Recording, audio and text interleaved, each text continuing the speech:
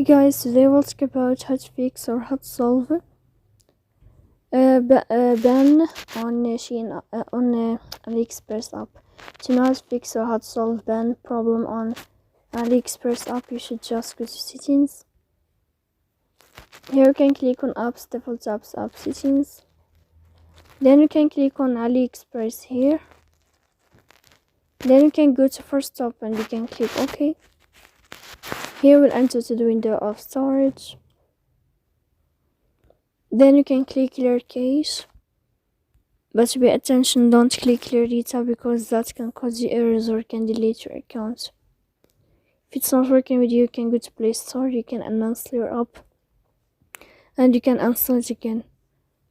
So please don't forget to support us by like and subscribe.